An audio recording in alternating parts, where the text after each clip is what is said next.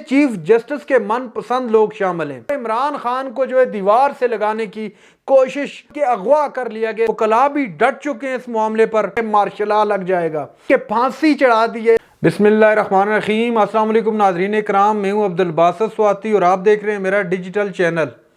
3-4 developments जो हुई हैं इंतहाई अहम किस्म की, इस व्लॉग के अंदर आपके सामने रखूँगा और मेरे ख्याल से अभी तक इस पर किसी ने बात नहीं की और मैं इस पर बात ज़रूर करना चाहूँगा और आपके सामने रखूँगा क्या मुआजरा है सारे का सारा। सबसे पहले बात कर लेते हैं जो इस्लाती बिल पास करवाया हुकूमत ने, उसी को सामने रखते हुए उस पर एक दरख्वास्त दायर होती है सुप्रीम कोर्ट ऑफ पाकिस्तान के अंदर कि इसको कलअदम करार दिया जाए, चूँकि ये अदालती मामलात में अदालती इख्तियारात को जो है कम करने की या उनमें घुसने की कोशिश की जा रही है, जिसको कलअदम करार दिया जाए इस बिल को। उसी हवाले से आज दिन 11 बजे इस पर समाअत होनी है। 8 रुकनी बेंच इस पर समाअत करेगा। हमेशा की तरह जो करती आई है ये हुकूमत, इस पर भी बहुत ज़्यादा एतराज़ात शुरू कर दिए हैं कि फुल कोर्ट बनना चाहिए इस पर। इसके अलावा वो ये भी चाह रहे हैं कि इसमें जो लोग शामिल किए गए इस बेंच के अंदर, 8 रुकनी जो बेंच बनाए, इसमें चीफ जस्टिस के मनपसंद लोग शामिल हैं। 2 बातें। नंबर 1 ये कि अगर इसमें चीफ जस्टिस ने अपने मनपसंद के लोग शामिल किए हैं तो भी ये चीफ जस्टिस का प्रोगेटिव है और उसका स्वाबदीदी अख्तियार है, वो जिसको चाहे बेंच में ले।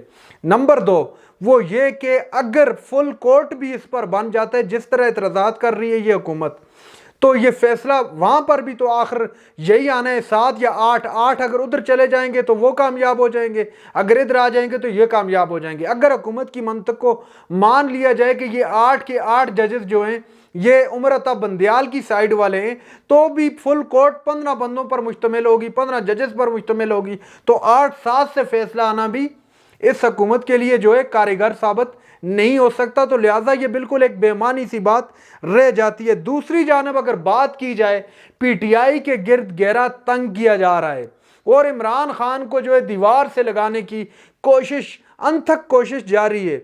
इमरान खान के जो पर्सनल सिक्योरिटी इंचार्ज थे उनको गिरफ्तार नहीं बल्कि अगवा कर लिया गया, इस तरह इमरान खान ने कहा। उसके अलावा नाज़रीन कराम, वकला भी डट चुके हैं इस मामले पर। एक तहरीक का आगाज़ हुआ, एक मुशर्रफ दौर में एक तहरीक का आगाज़ हुआ था और दूसरा आगाज़ हो चुका है इस वक्त। और वकला की तारीख याद रखिएगा किसी न किसी नतीजे पर पहुँच कर ही दम लेगी, चूँकि वकला ने यह ऐलान कर दिया कि हमने सुप्रीम कोर्ट के साथ खड़े होना है और वकला ने यह नारा लगाया कि हम आइन बचाने निकले हैं, आए हमारे साथ चलें। चीफ जस्टिस के साथ इज़हार यकजहती और इस हुकूमत के ख़िलाफ़ जो है उन्होंने प्ले कार्ड उठा रखे हैं और ये रोज़ ये सिलसिला चलता रहेगा। एतजाज़ एहसन साहब ने भी, उसके अलावा और भी जितने पाए के वकील हैं वो सब जो है इस एहतजाज के अंदर बढ़ चढ़ कर हिस्सा ले रहे हैं। दूसरी जानब हुकूमत अपने ओछे हथकंडों से पीछे हटने का नाम नहीं ले रही। ख्वाजा आसिफ साहब ने कहा है कि ये जो कुछ हो रहा है ये अच्छा शुगन नहीं है। दूसरी जानब इरफान कादर साहब ने कहा है कि ये जो अगर जो लड़ाई जारी है अदलिया और सिविलियंस के दरमियान या पार्लियामेंटेरियंस के दरमियान, तो ये अगर किसी नतीजे पर ना पहुंची तो मुमकिन है मार्शल लॉ लग जाएगा।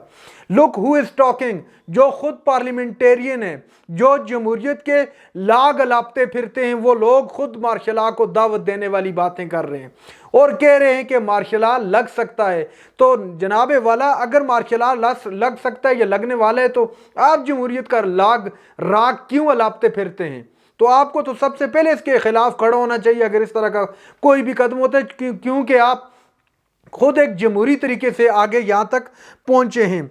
और दूसरी जानब काबीना का इजलास तलब कर रखा था ताकि तब कल जब 11 बजे मीन के आज का जो इजलास सुप्रीम कोर्ट जो जब वो मामला देखेगी तो हमने यहाँ पर गोला बरसाने, उन पर प्रेशर डालने की कोशिश करनी है, प्रेशर बिल्ड करना है। ख़त्म कर दिया गया और न बुलाने का फैसला किया गया। पहले बुलाने का कहा और फिर बाद में कहा कि इजलास कैंसिल हो चुका है।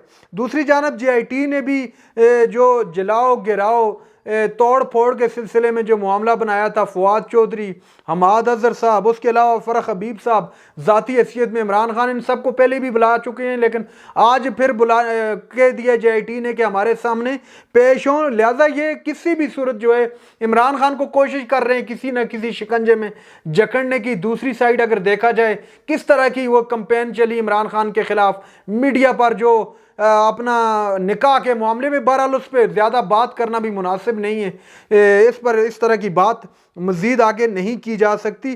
तो ये सारा कुछ आपके सामने, मुफ्ती सईद का भी जो बांडा फूटा बाद में, वो भी सारी कौम ने देखा और सोशल मीडिया इस वक्त भरा पड़ा है। क्यों ऐसे काम करते हैं जिससे मुंह की खानी पड़े और सच सामने आ जाए थोड़ी देर तक। और सबसे अहम खबर जो आज का अहम हिस्सा है वो आपको सुनाने लगा हूँ। शाहिद खकान अब्बासी जो मुस्लिम लीग नवाज से जिनका ताल्लुक है, वो आज बोल न्यूज़ पर एक प्रोग्राम में शरीक थे। उस हवाले से उनसे सवाल किया गया, जो वीडियो आजकल क्लिप वायरल हो रहा है, मैंने उस पर बात भी की है। मरियम नवाज साहिबा जो काटने का बोल रही है कि इसको नहीं चलाना, BMW के हवाले से मंसूर अली खान ने सवाल किया था, तो उस पर बहुत ज़्यादा चर्चा में है आजकल सोशल मीडिया पर।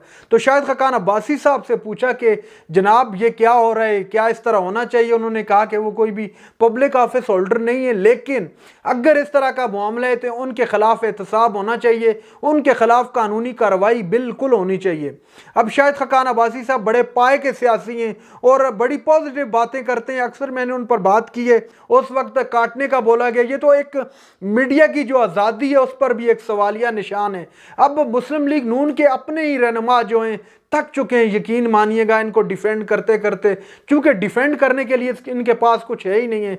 मरियम नवाज साहिबा जो चैंपियन बनी फिरती हैं कि आज़ाद मीडिया और आज़ाद होना चाहिए, खुद बोल रही हैं इसको काटें और इसको ना काटें। दूसरी जानब जो मंसूर अली खान साहब हैं, उन्होंने जो क्यों नहीं लगाया वो क्लिप, किस वजह से उस वीडियो के अंदर शामिल नहीं किया, मैं अपने पिछले व्लॉग के अंदर इस पर डिटेल में बात कर चुका हूं। उसके अलावा उन्होंने कहा कि मैं नून लीग की कारकर्दगी से बिल्कुल मुतमैन नहीं हूं, क्योंकि जो कुछ आजकल हो रहा है, इकॉनमी की कंडीशन आपके सामने, मीन के फांसी चढ़ा दी है इस मुल्क की मायशत को इस मुस्लिम लीग नून ने। इस तरह के हालात बन गए और इनको मेरे ख्याल से नाइल करके बाहर कर देना चाहिए। और शहबाज शरीफ पर भी, क्योंकि अदालत भी वाज़ेह कह चुकी है कि अगर हुक्म अदूली हुई तो सिर्फ इस पर नाइलियत नहीं बल्कि जो कुछ कानून में है वो सामने नाइलियत से आगे तक मामला जा सकता है। मीन के आर्टिकल 6 के लिए तैयार रहना चाहिए शहबाज शरीफ और उसकी काबीना को। अगर वो सुप्रीम कोर्ट ने जो इलेक्शन के हवाले से हुक्म सादर फरमाया उस पर अमल पैरा नहीं होते। तो नाज़रीन इकराम, ये थी आज की हमारी वीडियो। जो चैनल पर नए, चैनल को सब्सक्राइब कर लें। अगली वीडियो तक के लिए अल्लाह हाफ़िज़।